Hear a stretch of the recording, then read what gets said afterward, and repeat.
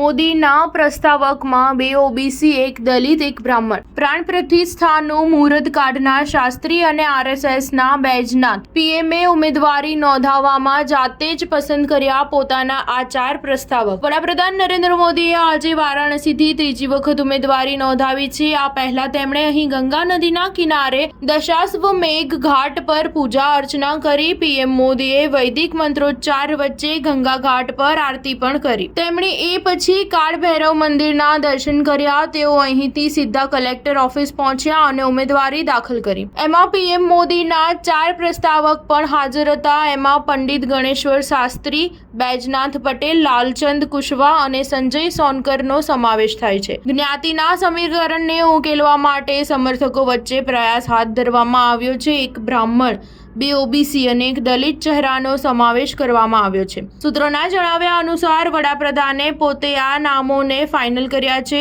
તેઓ મોડી રાત્રે સમર્થકોને પણ મળ્યા હતા. 2 દિવસ પહેલા અમિત શાહે વારાણસીની એક હોટલમાં તેમની સાથે વાત પણ કરી હતી. ભાજપે પીએમ મોદીની ટીમને સમર્થકો માટે 20 નામની યાદી મોકલી હતી. સ્ટાર ન્યૂઝ 7 હંમેશા સચ્ચાઈની સાથે.